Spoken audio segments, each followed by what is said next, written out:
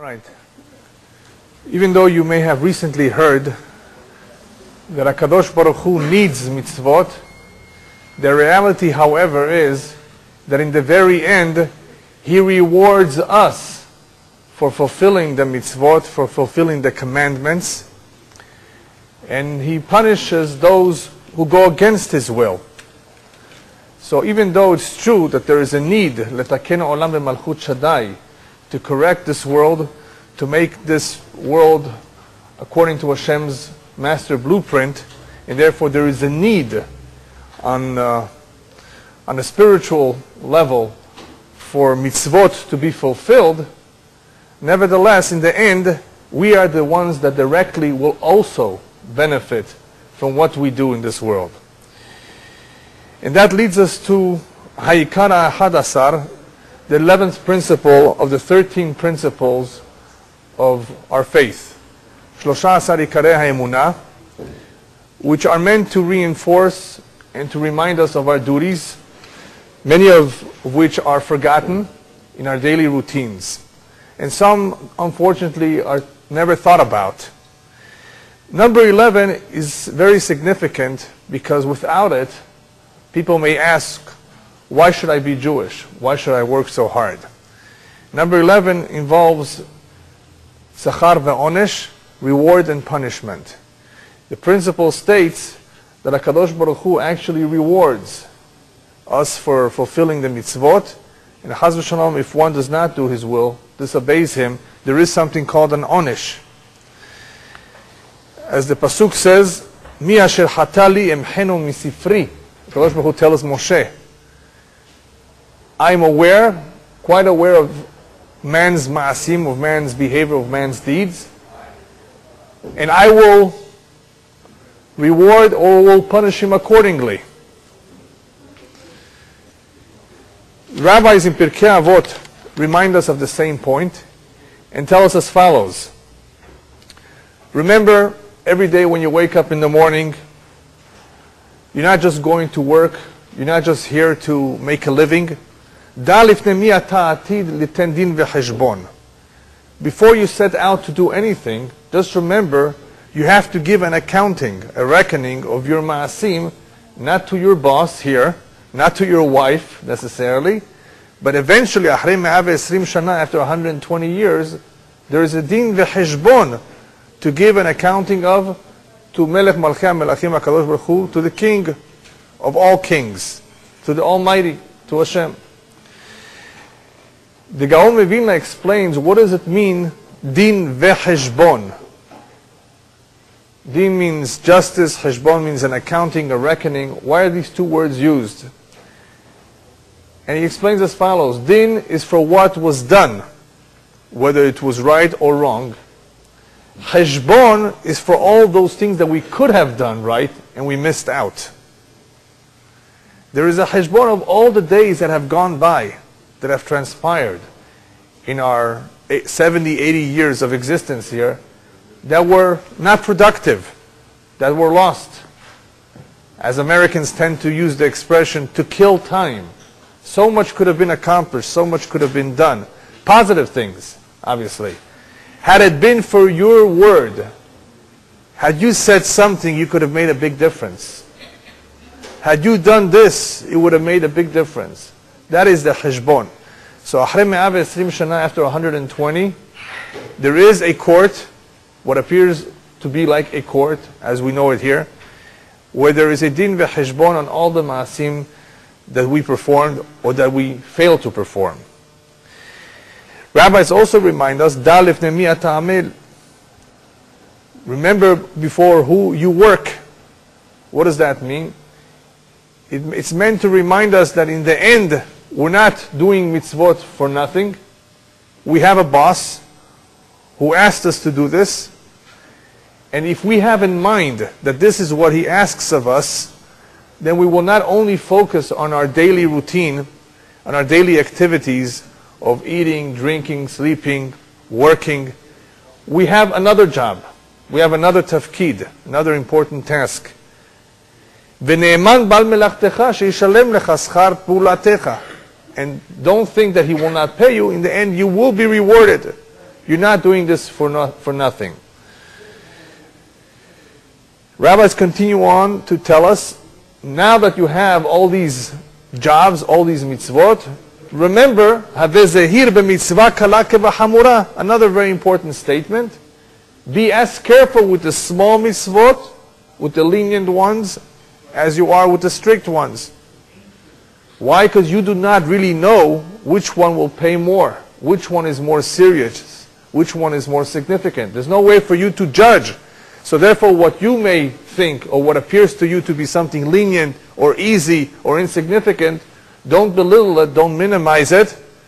Haveh zahir, be as careful with those mitzvot that you think are kalot kevahamurot.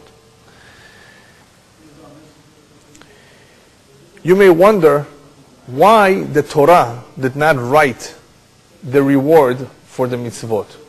If we in the end are going to receive some reward, some payment for the mitzvot, why didn't the Torah state so? And why didn't the Torah state how much of a reward? Well, there's several explanations for this. First of all, the currency upstairs is not dollars or pesos or shkalim.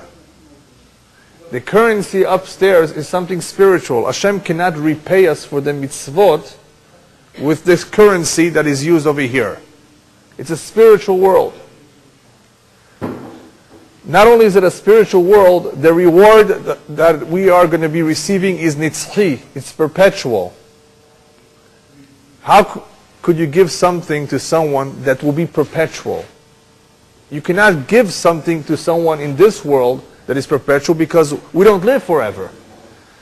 So what we see from this, not only is the reward spiritual, but the reward cannot be given to us in this world, which is only a temporary world. It doesn't last so long.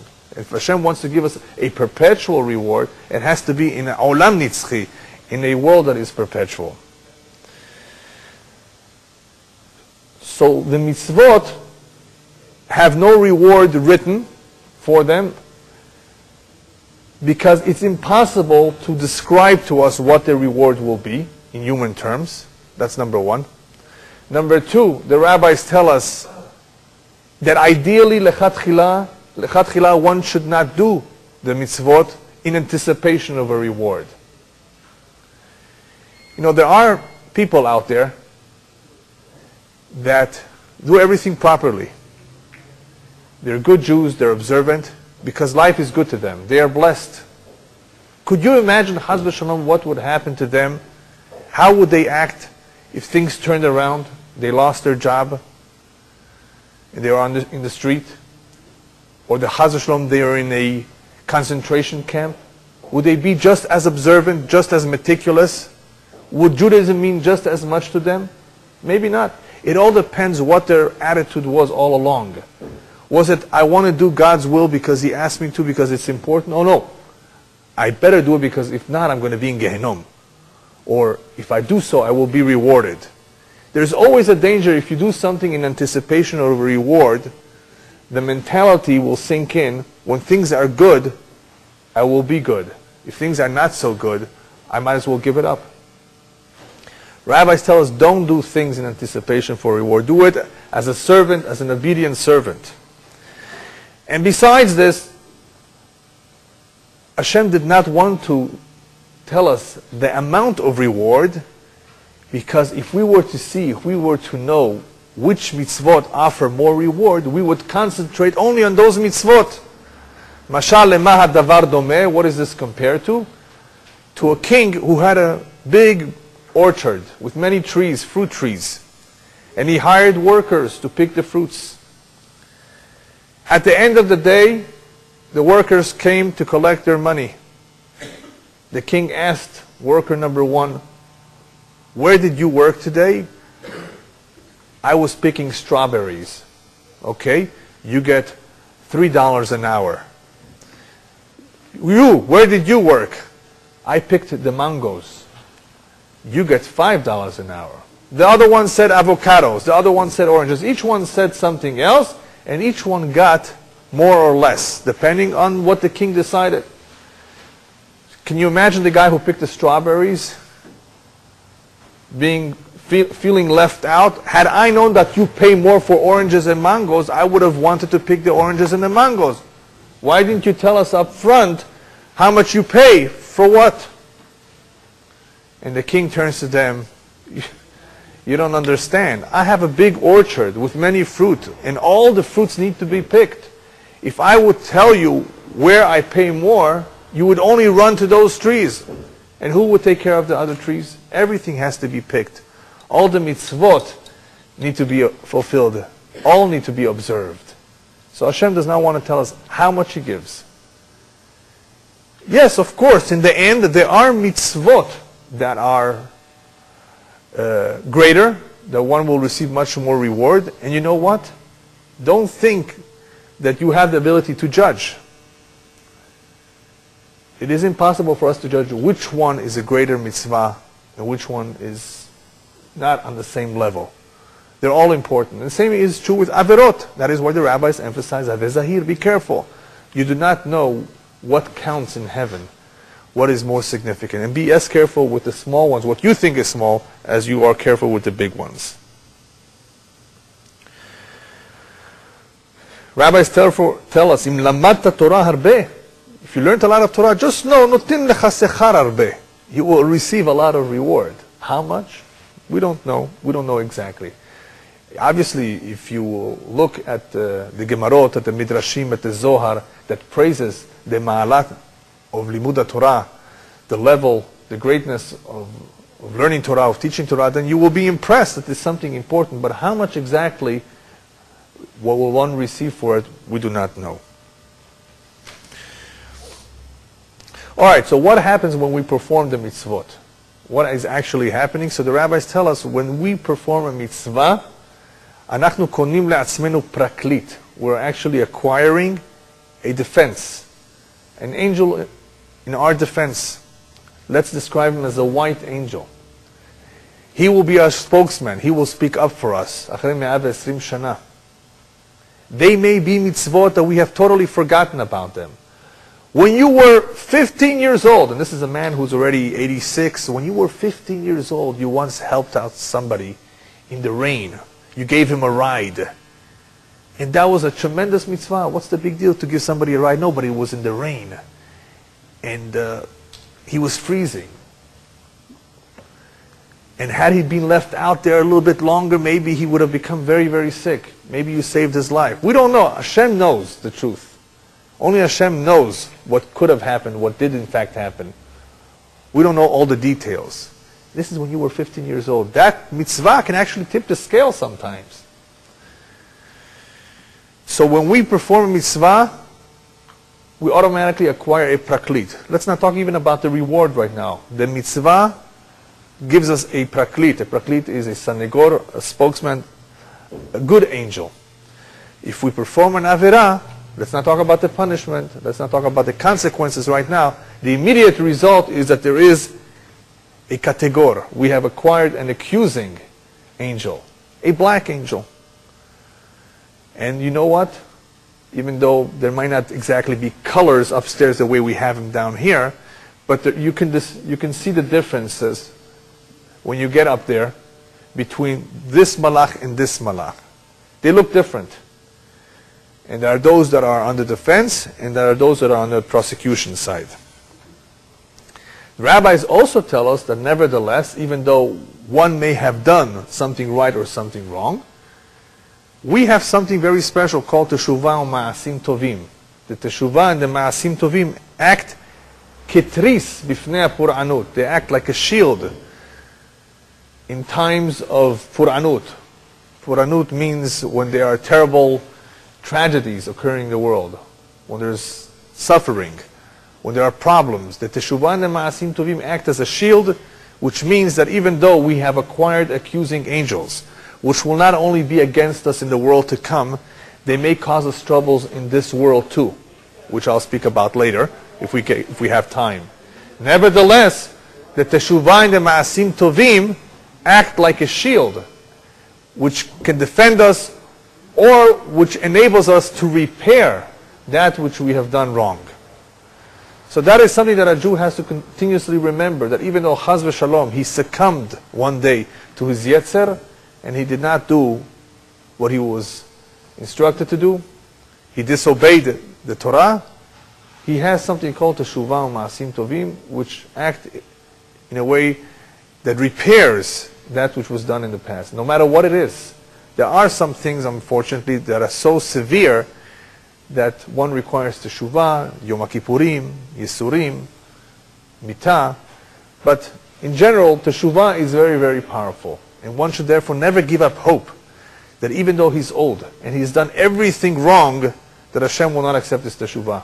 Teshuvah is something which Hashem gave us. It's a very special gift to Am Yisrael. That is the whole idea of Rosh Hashanah and Yom Kippur. We just need to remember that and not to push it off. Because there are people out there who like to just push off everything. Everything for mañana. But there may not be a mañana. Because of what happens if the person does not wake up the next morning? How many of you have heard of young people in their 20s and 30s not waking up the next day? Or having what's called in Hebrew a dom lev.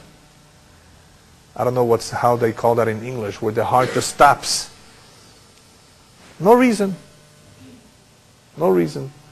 They try to figure it out later. They don't have an explanation for it. The only explanation that we have is Hashem decided that the time has come for whatever reason. But no one knows when that time will come. Since we do not know when our time will come, the rabbis remind us to do teshuvah every day. And that is why they put it into the Sidur, Slach Lanu Avinu, 3 times a day. Say it. So you should not go away from this world without teshuvah. Obviously, when we say those words, we better mean it. Otherwise, it doesn't really have the same effect.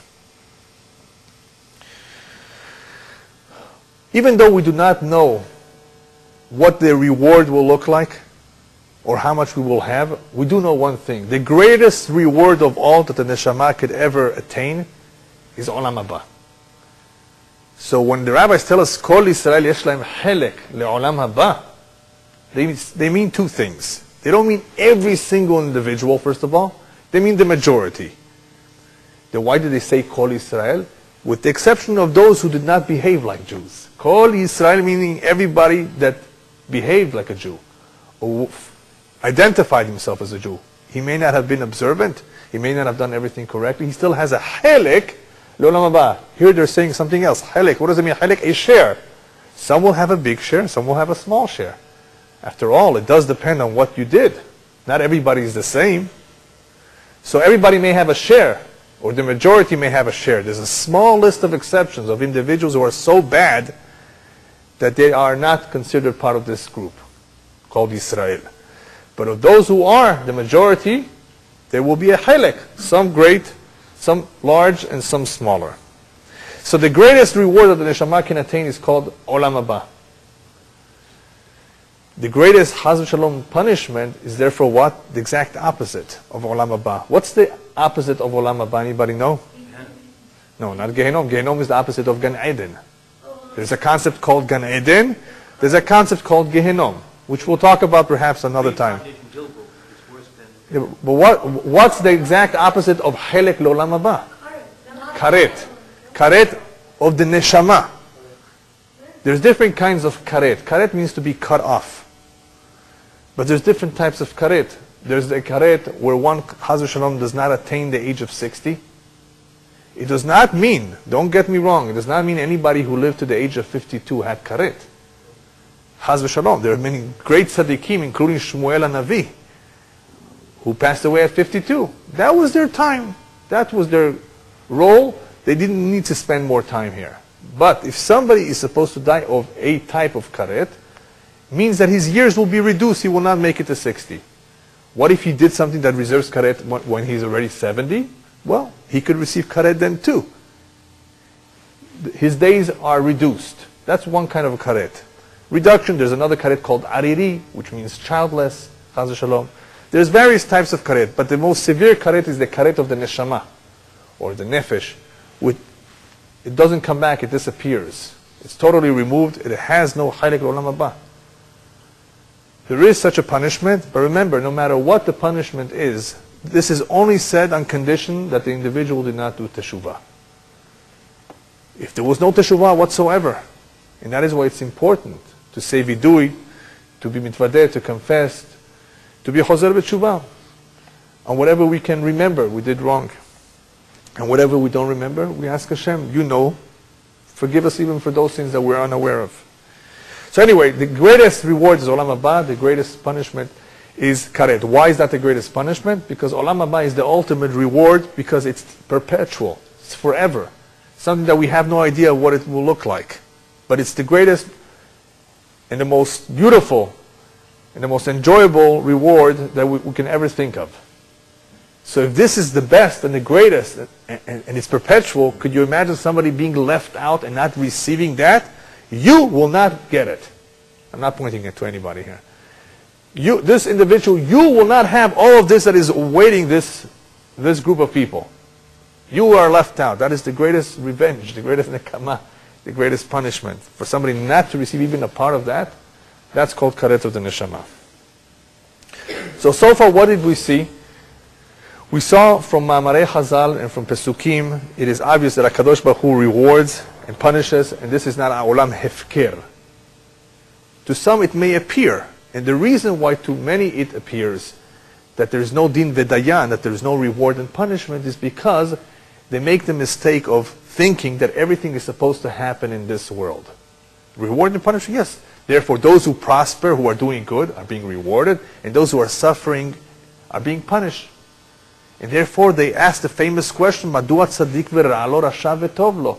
Why is it that we see good people suffering, struggling, and we see bad people prospering, getting away with it? It appears that they're getting away with it. But that's misleading, because what did we say until now? Even though I didn't fully elaborate on it, there is reward, there is punishment, but it's not in Olam Hazeh. It's in Olam Haba. And what do the rabbis tell us to remind us of this point? They say several things, but number one, they tell us, this world, in the end, is only a prosdor, is only a hallway before the world to come. What do you do in a hallway? You check yourself, you straighten your tie, right? You make sure you look right, and then you go in. It's only a prosdor, it's temporary. Arai. This is not where we're meant to stay. Some spend 60, some 70, some 80, and some 90. 2 days ago, there was a lady in Brazil who passed away at the age of 124. They asked her a few months or years before she passed away if she was already old. Tell us the secret. She says, I'm calm, I have no worries, I'm always happy. Apparently that's a good segula for long years, but that does not guarantee 124. But it's definitely helpful to be happy and to be calm and not to worry too much. The Torah says only 120. How could you live to 124? 120 is the... It says the gracious end. Yeah, it's not a promise. 120 is like an amount of years which is quite significant, especially when you think of it, very few people get there. And number two, that's not the real peshat in the pasuk there. The real peshat in that pasuk that says 120 means that they have 120 years left before I bring the flood. Yeah. That's the basic pshat over there. It doesn't really guarantee man will only live to 120. There have been people who lived longer than 120. A couple weeks ago, there was somebody in this country who passed away at 113. And he smoked, and he drank, and he ate very fatty foods. How did he make it? Because his body did not produce cholesterol. Right? He didn't have those problems. And he was also very happy. Remember George Burns? He lived to 100. He was also a very happy man. He was a comedian. And he had cigars every day, big cigars. So obviously I'm not encouraging you to smoke. It's dangerous. But there have been people who were known to smoke packs, entire packs every day, and they've lived. It's whatever HaKadosh Baruch Hu decides. But it definitely helps if you have the right attitude, if you have simcha. Simcha means you're happy, you're content, you're calm. You're not nervous or stressed. That obviously helps. So anyway, I was saying that this world is only a temporary world. The world to come is called the Olam HaNetzach. So rabbis tell us, prepare yourself in this world so you can enjoy and reap the fruits of your labor in the world to come. Mi shetarach be'erev Shabbat Yavo v'yochal b'Shabbat. One who has worked on Friday, who made preparations, can enjoy the Shabbat. If you come home late on Friday and you don't make your hamin, you don't prepare the food for Shabbat, you won't have anything to eat. This world is compared to Friday. We make our preparations in this world. We all do what we need to do. And God willing, we will have something to eat. That is why you will find that in the words of Chazal, you sometimes find the term Sa'udah. Hakol mukhan le-Sa'udah. Olam haba is compared to a Sa'udah. That's the meal. That's where you get to enjoy the fruit of your labor. So since this world is a prosdor, the rabbis remind us that matan scharan shel tzadikim ze only la'atid lavo. That the reward that the tzadikim, the righteous, will receive will be le'olam haba, la'atid lavo. Therefore what? Don't be misled, don't be mistaken that what you see here is a fact. Is as a result of one's ma'asim. Why? Because we just finished saying that everything is la'atid lavo. Matan scharan shel tzadikim is in the world to come, not here. So what you see here, your perception is wrong. It has nothing to do with one's ma'asim. It has nothing to do necessarily with one's deeds and one's behavior. There's a question, however. There is a Mishnah that says, "Elu devarim shadam oseh otam ochel miperotehem ba'olam hazeh ve'akeren kayemet lo le'olam haba." There are certain mitzvot that if one performs them in this world, he will receive something, some benefit. It's called the fruits. But the keren, the principle, is still reserved for him and waiting for him le'olam haba. There are mitzvot. What do we understand from these? That there are mitzvot that if you fulfill them, you can benefit from them. You will have some benefit even in this world. It's like they say in English, you can have the cake and eat it too. You're going to have something from it here, and it still remain intact. The keren is still intact. Le'olam haba. What are they? Kibud avaim, honoring one's parents. Gemilut hasadim, doing acts of kindness to others. Bikur holim, visiting the sick. Achnasat orchim, having guests over. Hashkamat bet hakneset, going to pray every day in the bet hakneset. Havaat shalom ben adam lechavaro, making peace between people, husband and wife. Included in this also is to judge people favorably. Ben ish leishto, betalmud Torah keneged kulam, and the learning of Torah is as significant as all of them together. What is this saying? That these mitzvot are quite significant in the sense that they give you a benefit in this world, plus the sechar that is awaiting in olam haba, la'atid lavo. What do they have in common? So the commentators explain that these mitzvot, what they have in common is sheyesh to'elet le'acherim. Through these mitzvot, others also benefit. In other words, when we visit the sick, when we are kind, and when we honor our parents, others benefit too. And since others are benefiting, Hashem says, you know what, I will repay you in this world too. How will I repay you in this world? So you may have seen the pasuk that says, V'harachta yamim, l'ma'an yirbu yemecha. Right? L'ma'an yirbu yemechem. In order that your life should be lengthened. Does that mean if somebody honors his parents, he's going to live to the age of 500? What does it mean that his life should be extended? So the rabbis remind us that, remember, since the main reward is le'olam haba, la'atid lavo, arichut yamin therefore is not necessarily in this world. It's the olam shekulo netzach. It's in an eternal world. The reward of kibud avaim is in the world to come. But we just finished saying that there is some perot. You eat some of the fruit. There's some interest, some payment in this world too. So what payment can one receive in this world? So one explanation is as follows. There are certain mitzvot that are powerful segulot. They're very powerful. They have a very powerful segula. How would we explain or translate segula? It has a certain ability. It has a certain unique characteristic that helps us in a very supernatural way. Tzedakah tatzil mimavet is an example. You've heard of this? Charity will spare you from death. But wait a minute, everybody dies in the end. So what does it mean, tzedakah tatzil mimavet? A mavet meshuna. In other words, if it's a very unnatural, tragic death, tzedakah has that power that if one continuously gives, is not stingy, but always gives, even if he's tired, even if he has little money, he's always performing this mitzvah consistently, that mitzvah is supercharged. Anything that is done consistently, you never give it up no matter what, it's supercharged. And tzedakah, not only is it an important mitzvah, you're also actually helping others. Has the segula of latzil mimavet meshunar. So if somebody, chas v'shalom, was involved in some terrible accident, this may be the mitzvah that will save his life. Therefore, in kibud avaim, I explained the same thing. If one does it properly, really properly, genuinely, and it's not easy. It's a very difficult mitzvah to do properly, especially once your parents are old and they really need your help. And you're tempted to put them in a convalescent or old age home. That is when you're being tested. Will you take care of them as much as they took care of you with the same love and dedication or not?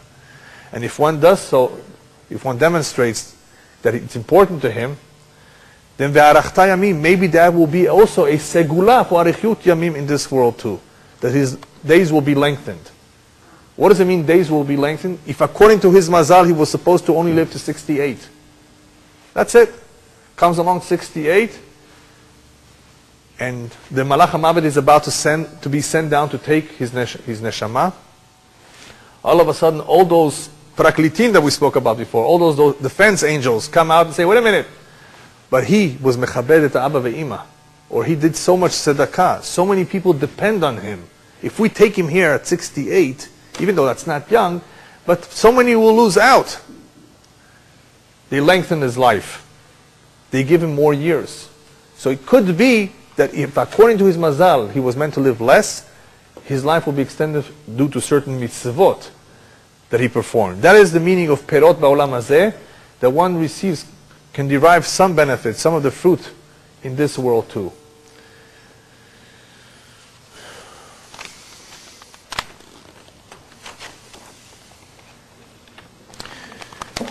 There is one mitzvah that is very unique in the Torah. And it's called maaser. Maaser means to give 10%. On that mitzvah, Hashem says, not only will you receive the benefit, some benefit in this world, you can actually test me. Behanuni na vezot, Hashem says, test me out. You give, I will repay you. So if, you're not supposed to test Hashem. But if you want to, this is one area where you can, and the Torah says, go ahead.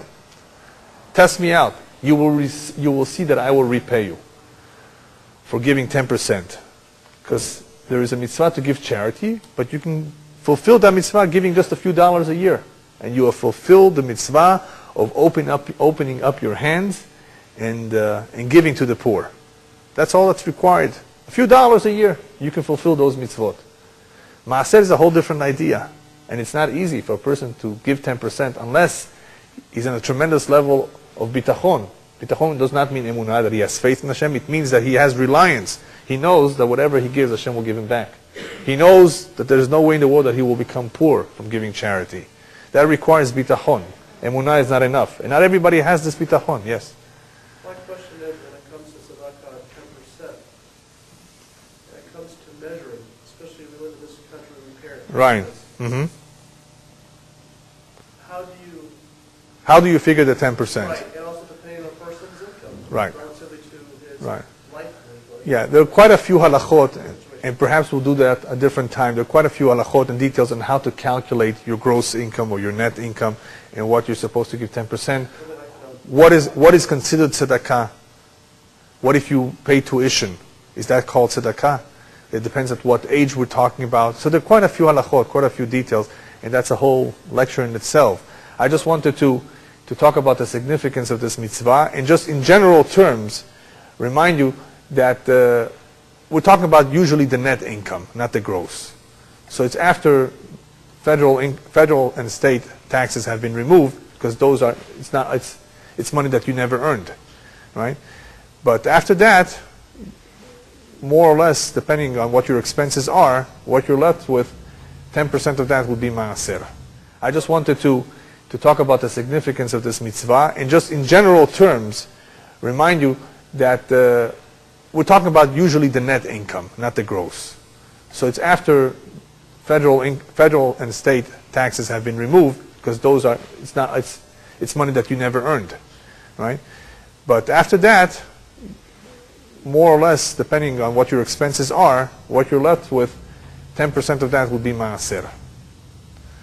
So I just gave you a general answer, but Right, I mean, I know there's different forms of tzedakah, like time and charity, like a person's time. no, we're talking about right now money. What you said, time, that's called chesed. No, but also that could be When you give of your physical body, when you help somebody with your physical body, you go see him, you help him with your hands, not with money. That's called gemilut hasadim.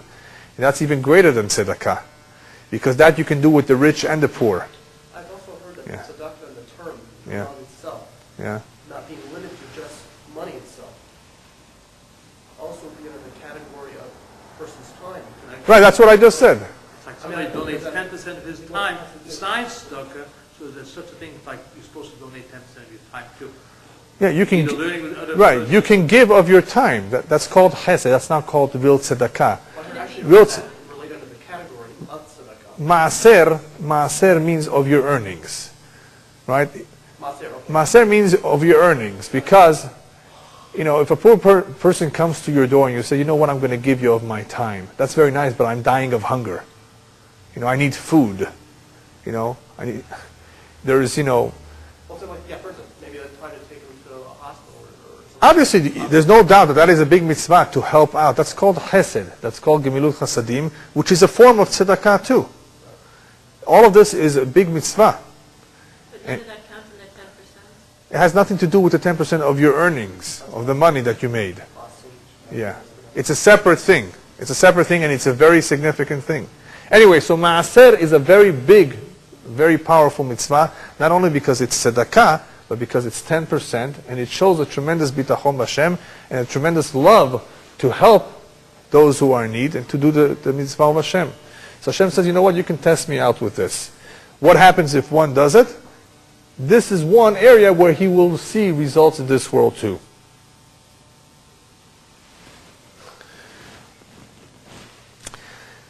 Just like there are mitzvot that one reaps the fruit in this world, unfortunately there are avonot, there are sins that if one does them, he will not get away with it. Something will happen in Olam Hazeh too. I'm only going to go briefly through them because, it doesn't sound too good, but it needs to be said. And for those who say Bameh Madlikin, every Friday night, they will see it. The Mishnah brings down there, Al shalosh averot nashim metot b'sha'at ledatan. It happens that women can go before their time, can pass away from this world, at the time they give birth because of 3 sins. Either because they're not careful with taharat mishpacha, either they're not careful with hadlakat ner, lighting candles on time before Shabbat, or they're not careful with the hafrasha of challah. When you bake a certain amount of challah, you have to remove a certain amount. That's called the mitzvah of challah. But anyway, what do these 3 things have in common? What they have in common is that it's serious business. If a woman is not careful in these 3 areas, there could be an accusation against her. And what happens when there's an accusation? Well, if she happens to be in a makom or sha'at sakana, at a time or place of danger, they can act against her. If she lives her life normally, it doesn't mean that something's going to happen to her the next day. But when she's in danger and she needs help, they're going to open up her books. Anytime a person is in danger, he exposes himself to danger, whether he's a soldier or whether he's in a place of danger or at a time of danger. They open up his books. And when a woman is giving birth, that is a very dangerous time. In the past, it was much more dangerous than it is today. But even today, it's still a dangerous time. And if there's any accusation, and there's not enough zechuyot to make up, to neutralize the accusation, it could be very serious. So what do we see from this? That just like certain mitzvot, we can derive benefit from them in this world, there are certain avonot that even though it's really meant to happen, the consequences are really meant to take place in Olam Haba, after we depart from this world, some things do have results in Olam Hazeh as well. There's even a situation, according to the Kabbalah, a term called idna deritha. Idna Deritcha, according to the Kabbalah, is a time when Hashem is very upset. In other words, a very, very bad time. Like the destruction of the temple, right? During the Holocaust. That was Idna Deritcha. That was a very, very difficult time for Am Yisrael. During the time of Idna Deritcha, a person can even be punished for being slack in fulfilling mitzvot. When one does not fulfill a mitzvah to say, he didn't put on tefillin one morning. What happened? He missed out on the mitzvah. Will he be punished for that? Not necessarily. He just won't be rewarded. Now, if he doesn't do it at all, and he could have done it, obviously they're gonna punish him. But be'idna deritcha, according to the Kabbalah, during these times, they even exact of him punishment for not fulfilling a mitzvah taseh, for being slack, when they otherwise would not touch him. And this is in Olam Hazeh.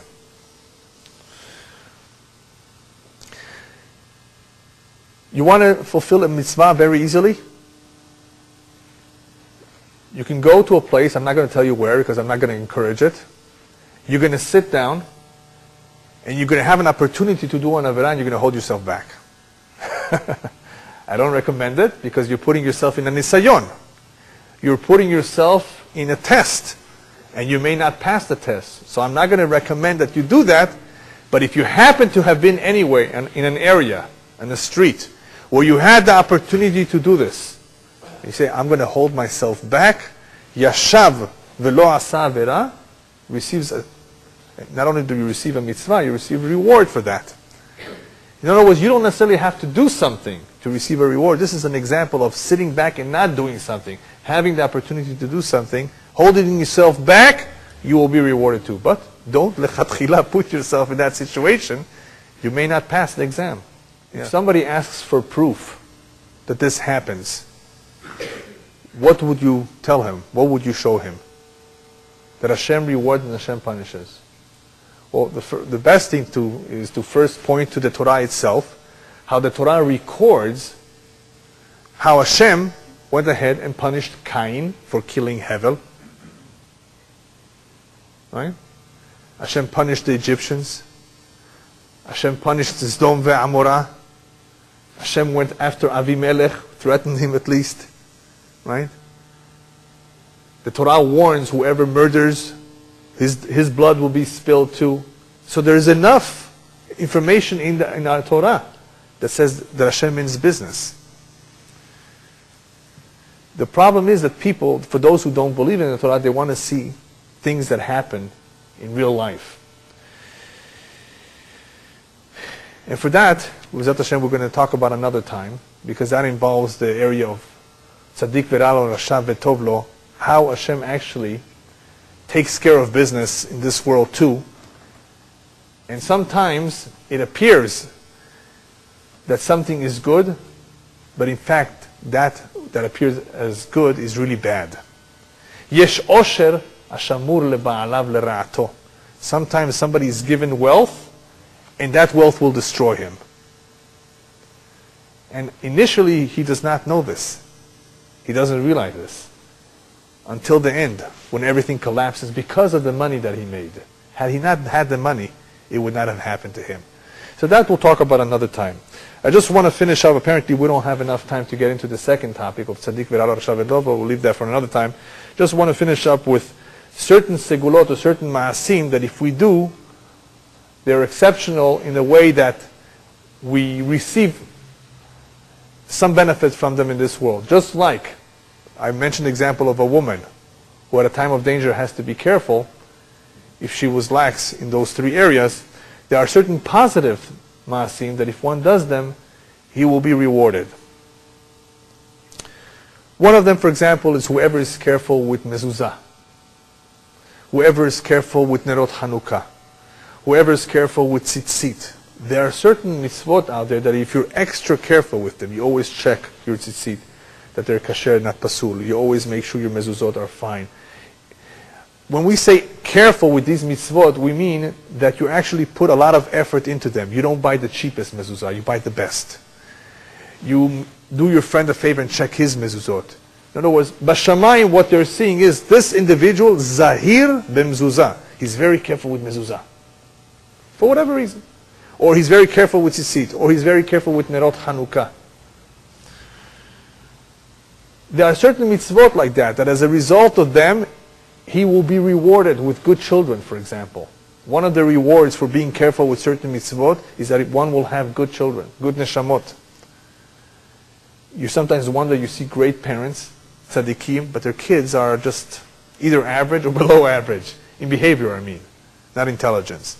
Then you see the most simplest people, poor, barely making ends meet, and their children become great tzaddikim, talmidei chachamim, and rabbis.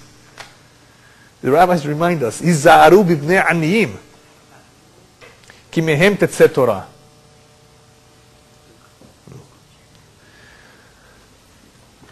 The rabbis tell us, be careful with the children of the poor. From them will come out Torah. The children of the poor, what does that mean? The simple people. Hashem does not want it to appear that only rabbis have children who will be rabbis. So one should not be discouraged in case his father was a simple man, he could never be a rabbi. From the simplest people will come the greatest men. The greatest rabbis have come from the simplest parents. They were not just simple, they were obviously righteous too. But they were not so great in learning.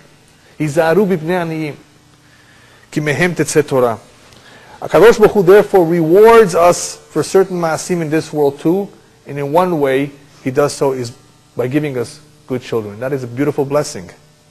If one is blessed with good children, that is a tremendous blessing. That does not take away from his reward to the world to come. It's in addition. Many of you perhaps have read Parshat Bechukotai, right? What do we see in Parshat Bechukotai? That there's something called Beracha Uklala. Parshat Kitavo as well. There's blessings, there's curses. Where does all this take place? In Olam Hazeh, not in Olam Haba. Hashem will give you rain in time. You will have prosperity. You will have abundance. Isn't that sachar? Isn't that reward for our mitzvot in this world? Well, we did say before that Hashem sometimes gives us some reward, right? That's not the ikar. What is this beracha all about then?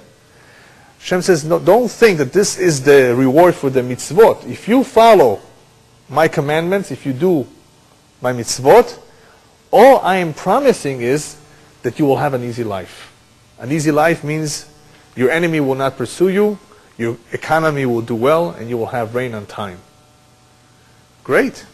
It has nothing to do with the mitzvah. It just means our life will be easier. And if our lives will be easier, we will be able to observe the mitzvot with ease and not with difficulty. We will not be persecuted for being Jewish. We will not have to struggle and have to, Chas v'shalom, think of working on Shabbat. We will have enough.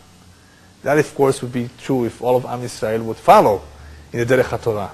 What is missing here? What's the problem? Why don't we have all that prosperity today? Because of something called Kol Yisrael Arevin Zelazeh. Even though in every generation there are good Jews, there are Jews who perform all the mitzvot, there are those who don't. And we are Arevin. We are responsible for our brothers and sisters' actions. We're all in the same boat. Could you imagine somebody in a boat on a big cruise? He has a cabin on the bottom floor, and he starts drilling a hole underneath his bed. What's going to happen? The whole boat is going to sink. Could he ever say, mind your own business, this is my cabin, I paid for this? Huh? Sir, we're all on the boat, we're all going to sink. We're all one family, we're all one unit, and we are responsible. When we see somebody who's not doing what is right, it could be out of ignorance. We have to have first pity for him. We want him to also receive a reward. We also want him to have a share to the world to come. But we're also concerned for the whole boat. And that is why it's a mitzvah, a very big mitzvah, of I don't want to use the word reprimanding, but pointing out to somebody that, especially that we have influence on, to change his ways. Who do we have influence on?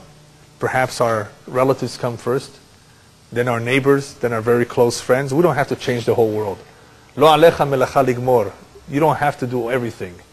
If you can bring back one Jew, one family member, I think just by this, kanita et chelkecha le'olam haba, you would have acquired your share to the world to come. Just by bringing back one Jew.